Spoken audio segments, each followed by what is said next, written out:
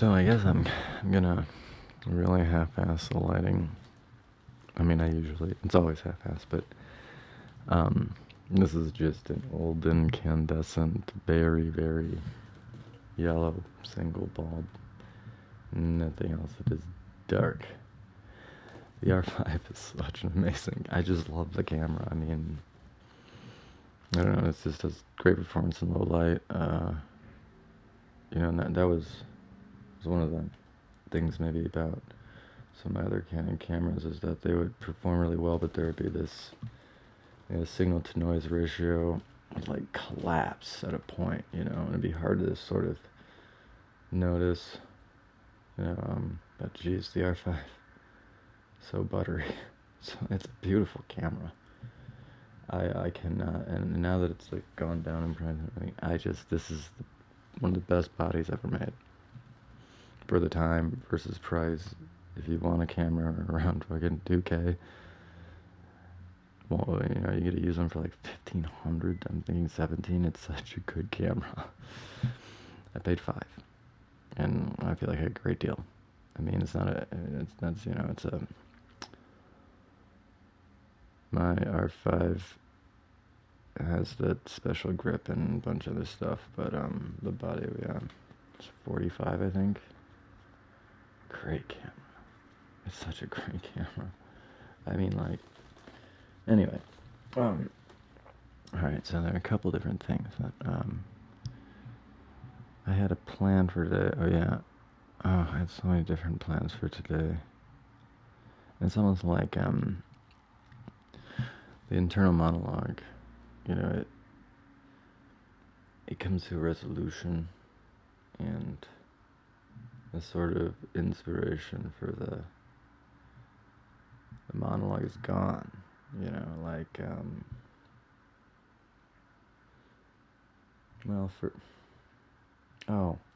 I just, backwards, yep, I remember. Alright, so, the idea that I wanted to bring up today was the idea of so I had mentioned before that the model that they use,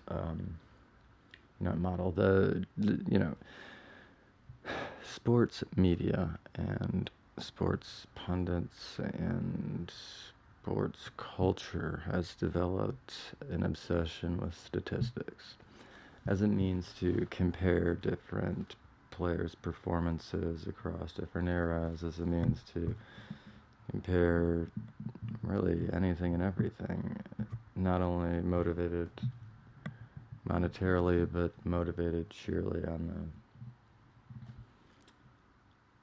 the sort of debate, maybe, about supremacy or how to measure it. I don't know why sports have been so good at developing esoteric statistics, especially lately, but my point is merely that if you apply the same type of objective analysis to politics, political figures, political office holders, branches of government, bureaucracies, bureaucratic employees, I mean, I think that the start would be if we just started to analyze, these Congresses, the presidential performance in an objective way. It would be much more valuable in the analysis of the candidates. And these methods exist, what already exists are things of like, average household income, it's like the Human Development Index, these types of things, but it would be easy to imagine going much past that and then creating more geographically centric data and then demographically centric data. So if we, one is the collection of data, two is the analysis of it. I mean, a lot of the statistics that you could use to analyze a political, I guess you would have to, and as a means of analyzing performance, well, there'd be a lot of different things. You could do bills voted, so like bills or legislation enacted legislation voted on, introduced, all these different things, and then impact on, you know, the germane population. So if you have a bill that's meant to help veterans, for example, then you could come up with easy metrics to see if it did in fact help those veterans. And, you know, essentially every program, every politician, every charity, all these things, if we came up with a good, stable, consistent series of statistics that people understand as well to describe, you know, varying things. You know, we get this in a little bit with the charities, ProPublica and all that stuff, and then they talk about, you know, what percentage actually goes to the, you know, cause. Those statistics are so easily manipulated, and what's more important is how much measurable impact did you have towards the successful resolution of your cause, right? So if I'm donating to a charity, if they give 100% of my money to the cause, but the cause never improves and it's never solved, what am I doing, I guess? So I'd like to, you know, ultimately we can come up with very objective ways to see how quality of life, how income and all these different things have changed, you know, across different segments of society. You know, if we cut off different populations based on income or based on other demographic information or geography, we can look at, you know, whether, you know, an area performed better during this presidency or worse, whether these types of people, those types of people perform better or worse, whether people in this industry perform better or worse, whether the buying power improved or it, you know, it was diminished in the middle class, or, you know, what is the comparison between wages and, you know, CEO salaries, things like that. You know, what was the effect on distribution of wealth? What was the effect on GDP or, you know, regional product? And then you could even look at other things, like what is the percentage of GDP related to offshore production versus domestic production, because enormous amount of our GDP is actually has nothing to do with domestic production, and these numbers, especially I think, like looking at GDP's relationship to domestic production, there is something really important there, because when resources are being exported in exchange for, you know, our for our GDP, you know, it's then you're talking about essentially a net loss. And I understand in modern economics, it's not a zero-sum game. That I agree with 100%. But at the same time, especially the way that the resources are being currently utilized and the way that the resources are siloed by their political boundaries, whenever you create a domestic economy dependent on overseas production, there has to be a net loss of resources, period. On behalf, like, essentially what's happening is the upper class is able to take advantage of currency exchanges to sell you goods made overseas because they are cheaper, you know, in terms of in money, but in the long run, obviously all the infrastructure gets moved over there. Why it gets moved over there is so that, you know, the wealthy get to make enormous profit off of it, and they don't, you know, have someone else manufacture it and just import it and sell it to you, rather than actually having to make it here. And they don't have to worry about a bunch of all these X, Y's, and Z's, and then the middle class becomes more malleable because they have no money. You know, essentially it impoverishes everyone but those that can access that unique production opportunity, the opportunity to exploit international currency exchange systems in order to maximize your relative buying power and then maximize the value of what you've bought in another economic paradigm that not everyone has. You know, it's two silos. You're able, only a few people get to, you know, operate in the one sphere and then migrate goods into the other. So you have the devalued sphere into the, you know, overvalued sphere. Our currency is overvalued. Theirs is devalued. And our billionaire class gets to exploit that, and that's why everything's made in China. There's no other reason.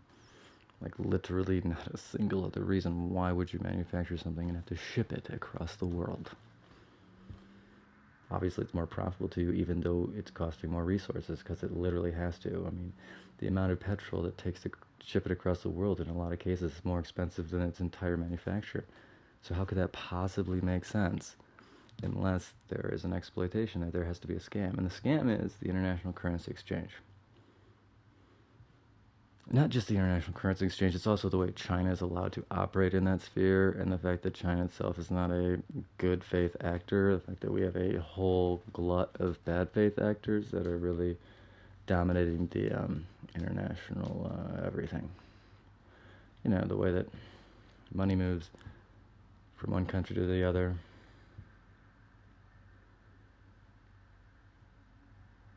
It's a you're meant not to understand it. Oh, well, the other thing I was going to talk about too is I have a great solution for power generation.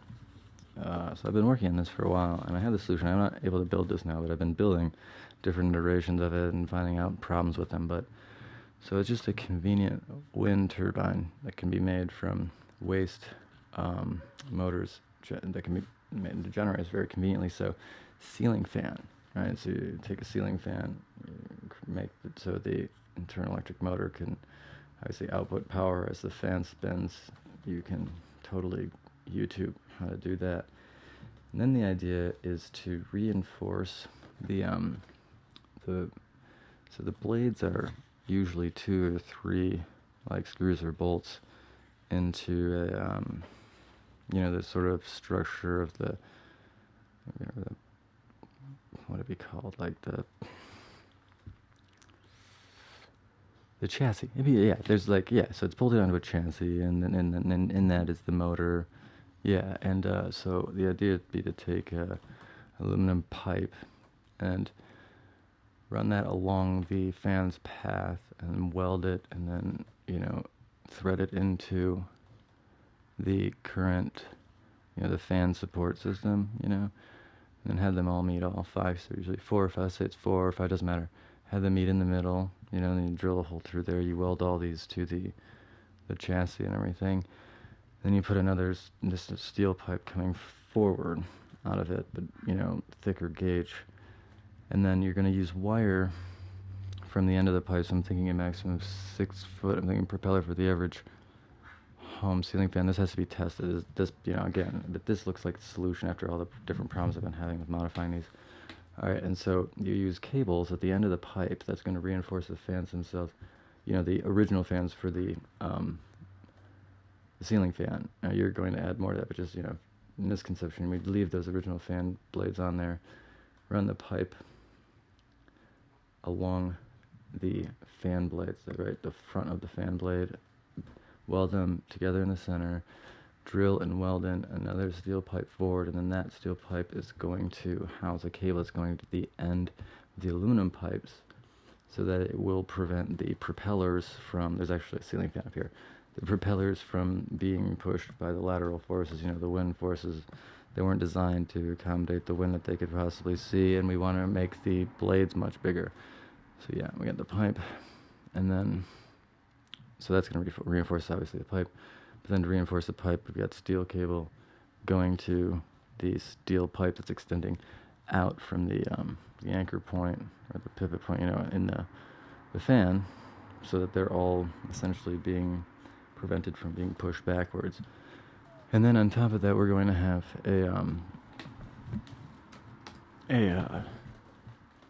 a piece of sheet metal, figuring out the gauge, cut into that aluminum pipe to accommodate little tabs of the sheet metal, stick it in there, weld it, and then cut eyelets into the sheet metal, and then wrap steel wire around the pipe for the blades, and then that, got to figure out the length and everything, but the idea is the original fan blade plus then the as the wind contours, we want something that's going to have like elasticity, right? Because it would essentially function as a transmission if it's such that, you know, as the wind's greater, it creates a higher pitched blade. Because that would function essentially as a transmission. You would, you know, it would get less, there would be less force pushing on the blades themselves horizontally as the pitch increases. So as there's more wind, the idea would to make it decide on a gauge that allows, and a metal, steel that allows, and then you could also use cabling to kind of bring it back, or elastic cabling. You know what I'm saying? So you have like a couple feet, it's going to mirror, run along that aluminum pipe with dimples, and then wrap it. And then as wind comes, you know, it's going to already have a pitch, you know, figuring that out, maybe running along this, but then allow it so as the wind increases, that it's the gauge that'll allow, maybe even use, there are a lot of different ideas here, but the hope would be that, you know, to a certain degree, yeah, you wouldn't need an actual transmission, you just make it a single. Yeah, I think that actually would work. I do. Obviously, then you have to put it on a pipe with a pivot, put the flag in, and then you could even cable that all together. Oh, and then all the piping, I was thinking, and then with eyelets onto the sheeting for the propellers, you could wrap that in a common single steel cable, so that if it was to become dismantled, it'd all be tethered together, so it wouldn't be able to hit anything.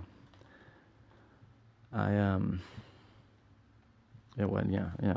So I hope people can see that. I hope that's a good explanation. I'm really looking for any opportunity to, you know, set up a local area grid. Yeah. I have the expertise and the experience. I hope this was a decent one. I'm gonna cut my bangs in a couple days, and what else? I don't know, and then I don't know. There are other ideas. But forever, the stream continues. This is a really good solution. It'd be very, very inexpensive for someone who's good at welding. I'm not good at welding at all, but I definitely cut the metal. I could do most of this, and certainly I could master welding for sure. I just need like the space and everything. You know, if anyone wants any off-grid electrical generation done, I've got good experience with solar. I'm trying to do, you know, my own wind stuff, because it's so interesting with all of these motors that can be made into generators. All you need to do is create fan blades and just spin them, and they'll push out energy. That's a huge opportunity. There's a lot of scrap solar out there that I would love to install. I mean, I can get high output solar panels for incredibly cheap, cracked back acrylic. It's such an amazing opportunity. For free power for hundreds of years. It's just like no moving parts. Solar is awesome. I really like the idea of steam engines, especially leaves, wood waste of energy, all your paper waste. Throw it in a fireplace, bonfire, wooden stove, but have a boiler so it powers steam engine that produce electricity. So whenever you have a fire, you're able to generate a sizable amount of electricity. Steam engines kick out mad electricity. A tiny little fire can put out a lot of watts. Yeah, I built lead acid batteries and repaired them, replenished them. You know, you can get sulfuric for, is it $32 for a gallon, 95%, with just water as a contaminant. So it's actually, if you know what you're doing, you can, you know, replenish, recycle, reuse whatever, you know, old lead acid batteries pretty easily. And so, you know, you can have a solid power backup system. You know, you want to use lithium for the, and deep cycle for the frequently cycling, you know, batteries. But for a, you know, emergency situation, having a lot of lead acid is affordable. It's a good idea if you have space and stuff. You know, and then really too, the helicoids for lower wind and so on. There's so many different things that can be done to, you know, because if we start, the cost to invest in generating your own power, you know, if you pay what you're paying for electricity over a year to invest in generating your own power, you know, you're gonna get a return on investment very quickly, you know, and especially with these scrap solar panels. I mean, you're talking about is it like $25 for a 300-watt solar panel? But you know, there's the shipping cost. It's gonna be about $500 to ship whatever quantity up to like a couple, like 100 or something, and then it doubles. It's about less than truckload LT. Wait, no, there's a thing for this. LTL? I don't know. But yeah, it's just about moving them. The one that I found that's in country is in Arizona. They have tons of these 300, 400 watt panels. They're just cracked back acrylic, so you just have to repair the back acrylic so it's watertight again, so it doesn't fog and stuff. You know, that's pretty much it. And just either remount it somewhere. And then obviously you have to put it, incorporate into an array, have it probably charging a battery, and then have, you know, an inverter to bring it into the 120 VAC system, you know. But geez, you know, you're talking about saving $250 on those panels and having maybe cost $10 and 5 minutes of work on each one. It's a great opportunity to never have to rely on the power company. I mean, not only is it money you're spending, but it's not reliable, you know. And so I don't know. If we all start generating our own power, then that would represent a lot of expendable income that could be then used to, you know, regain the agency of the middle class and right the ship. A bientôt.